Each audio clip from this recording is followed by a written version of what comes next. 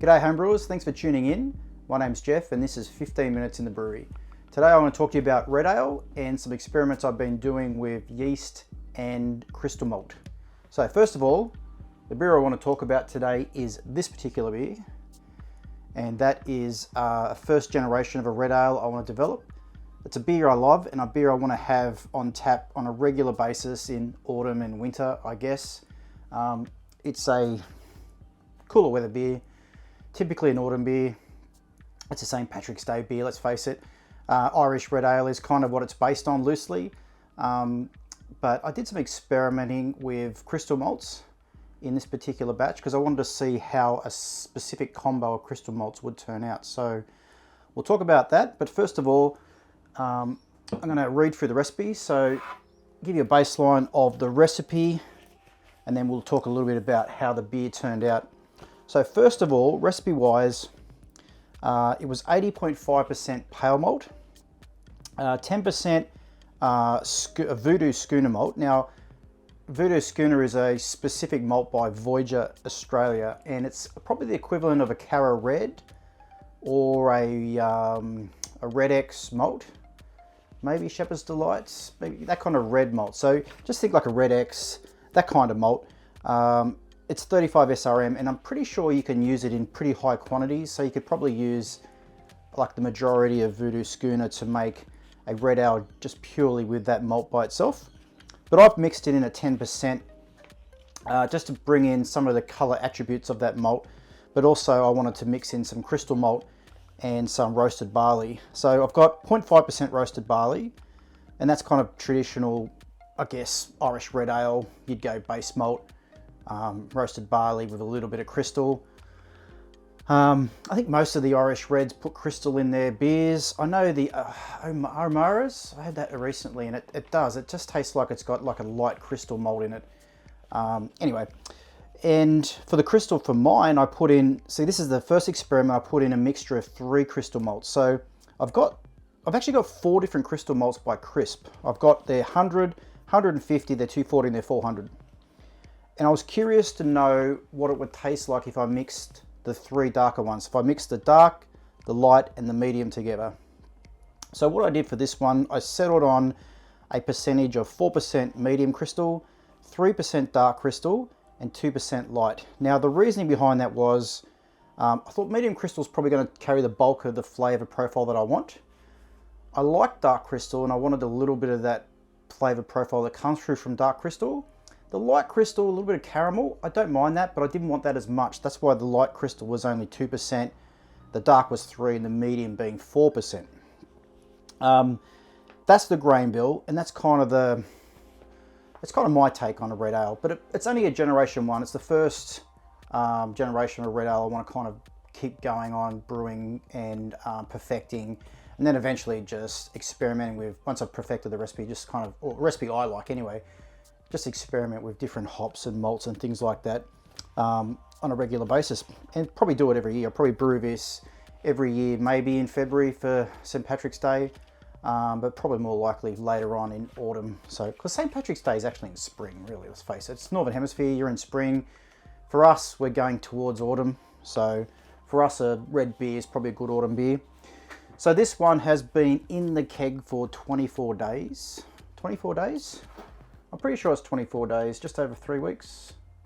Let me double check that. Yes, 24 days. So 24 days in the keg. At about between day 15 and 18, this just dropped clear. Before that, it was actually a little bit cloudy, a little bit hazy, but it's dropped clear, and you can see the color. I would say to me, I mean, it really glows, let me tell you. That's a good red. I like that. It's probably like, it's red bordering on slightly amber. That's how I would describe that color. So, but I love the color. I think it comes up really nice. When you're drinking it, without the light on a dark surface, it actually looks quite dark. It almost looks like a ruby ale. And then when you put it with light behind, it really lights up really nice. It's holding a small head on top. The keg's quite carbonated. I actually over-carbonated the keg a little bit on this one, so it's a little bit hard to pour. When I pour the glass, I get about that much head to start with, and then I gotta sit there and let it rest down and then top it up, etc. But once you get it going, it holds a nice head, and Happy with the color and the aroma. It's pretty good. I actually don't mind this beer. Let's talk about the crystal malt. So what I was trying to get, I guess, was it's like a complexity in the crystal malt. And the reason why is because when I have Irish reds, the commercial ones, I typically find the sweetness, the crystal malt sweetness, a little bit of that you get in them, is quite light on. And I find it kind of just disappears really quickly as you're drinking. So as you take a big sip, you get that sweetness, but it disappears pretty quick. And obviously you get a little bit of dryness on the back end because they typically use roast barley as well. But I find there's nothing mid-palate, especially like I had O'Mara's recently, and like I like that beer on nitro. It's really good, the nitro cans. But I don't know, I just think it lacked a bit of middle body.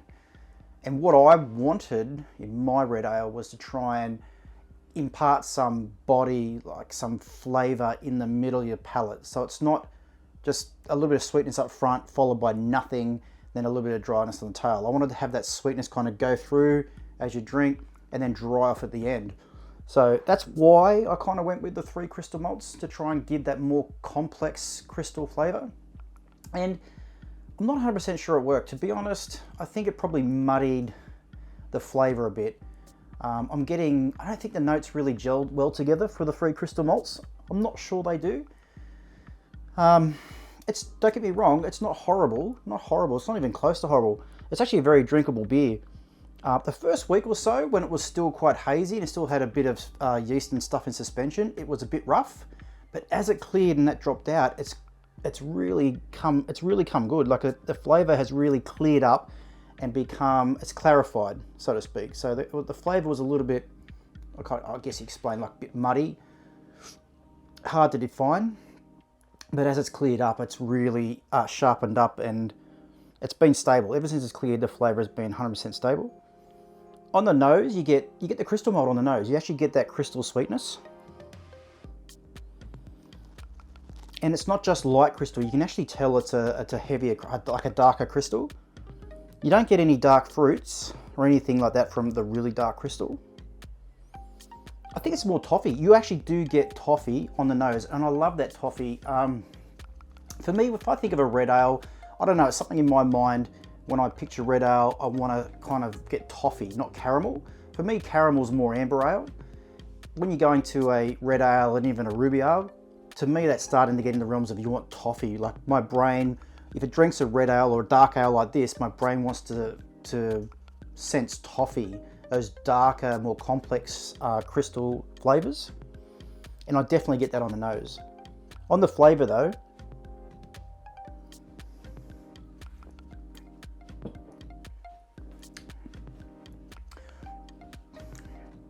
I think I get the sweetness lasts a bit longer than I feel like it does with the O'Mara's, with the commercial version. But it does disappear fairly quickly still. It doesn't last all the way through, but it does dry off at the end. And at the end, kind of that retro-nasal, where you pick up a little bit of flavor, retro-nasal after you've swallowed, you kind of actually get a little bit of golden syrup, that kind of golden syrup tone, which is interesting, and you do get that on the foam.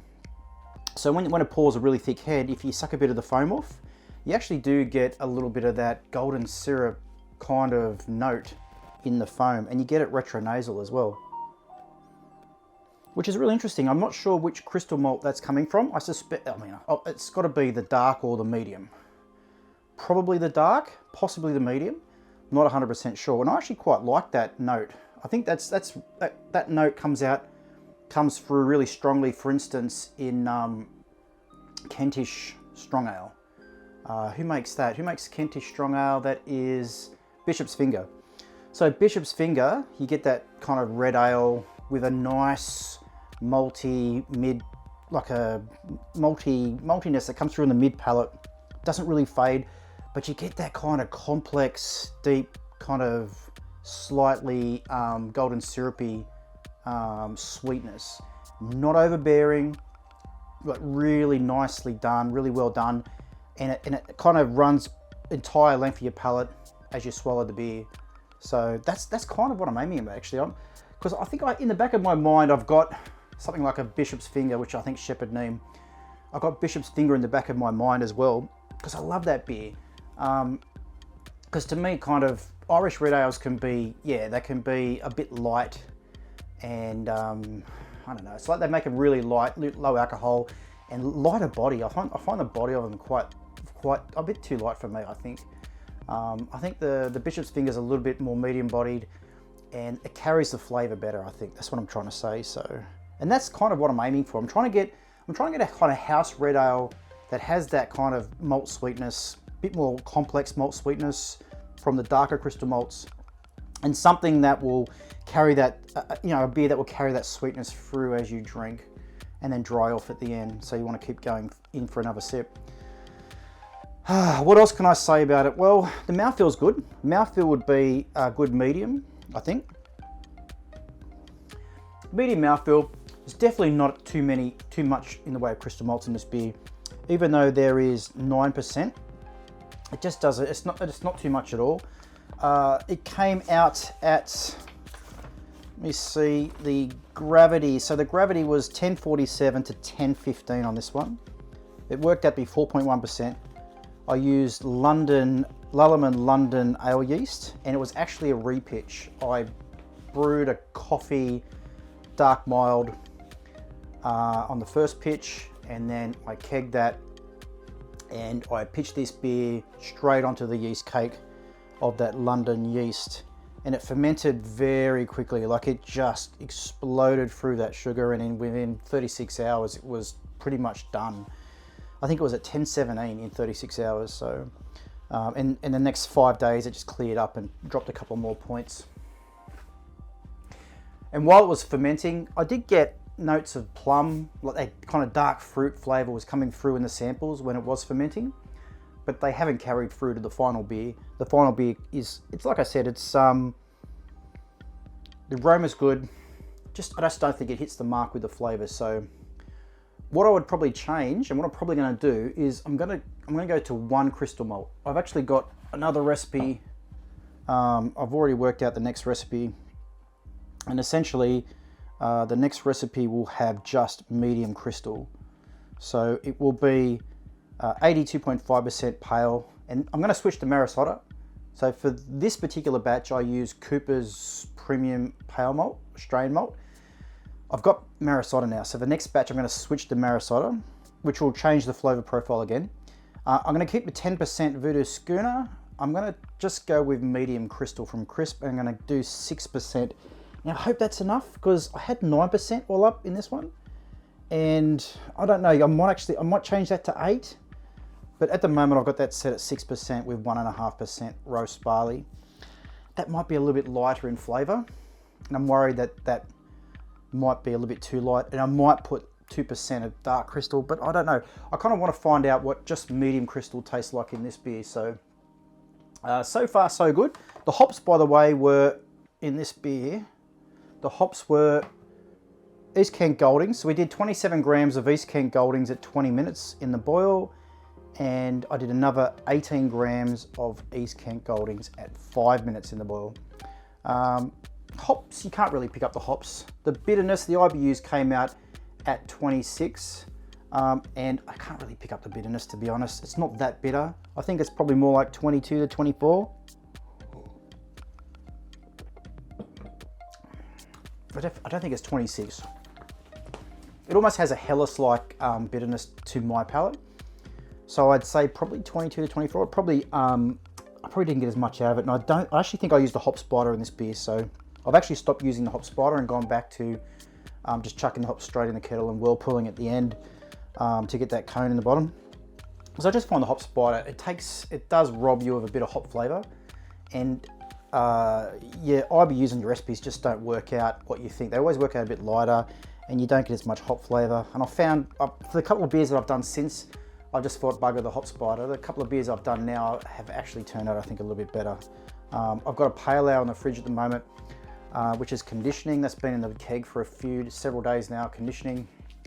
A hazy pale ale, and I hopped that with Riwaka and Galaxy in the whirlpool and dry hopped. And I tell you, the whirlpool hop, when I went to dry hop it, I tasted the sample and I nearly didn't dry hop. The flavor was so good, just from the whirlpool, and I just tossed them in. It was a big charge, I think from memory 80 grams, and I just tossed them straight in and whirlpooled for 15 minutes. Oh, and it came out really good. And after that one, I've now done a stout, and with the stout, I whirlpooled a mixture of Super Pride and East Kent Goldings, and the flavour on that from the sample was excellent. So I'm going to probably skip the spider from now on. So everything else, I guess I'm happy with the beer. I'm kind of, I think I know what I'm going to do with this one now, and I think I know how I'm going to improve it. So that's the experiment. The experiment was just to see basically what a combination of crystal malts could do, if they could add like a depth of sweetness and not just one note, but maybe multiple notes together. That's kind of what I was going for. I'm not 100% sure it worked. I don't know. I think maybe it might be a little bit muddy, the flavour, like I might have muddied it a little bit, but I'm not 100% sure. It does smell great. The next one I will definitely do with Maris Otter. That's going to make a difference. And I'll also change the yeast. I'll probably do it again with Nottingham next time. I think the London, I've tried the London now, first time I've ever tried it, and I'm going to go for Nottingham next time and see how the Nottingham goes. The London was good. It wasn't as, you know, it wasn't exciting as I thought it was going to be. It was okay though. It was a nice yeast, but it's not quite, I don't think it's the flavour profile I'm looking for, put it that way. I love British R5 by Omega, which I think is London 3, that hazy yeast. I love that, so bready, because it's really nice bready note to your beer. The Lullerman London one, I don't know, it's a little bit of apple in it, and it's a little bit tart. And there's a little bit of tartness in this too, I think. And I think that's coming from the yeast. Just like a little bit of tartness, which I think would go really well in a bitter, but I don't think it really goes well in this particular beer. So yeah, next beer will definitely be a different yeast as well. So that's the red ale. That's how it went. They're the changes I'd make. So thanks for sticking this far into the video. If you have any questions about the red ale, or you brewed a red ale yourself and you've been trying to do it the same way that I've been, and you had the same thoughts that I have, and you've done something really good, let me know. I'm always interested to know how people are brewing their beers. And next time I'll probably have a pale ale and a stout. So look forward to those.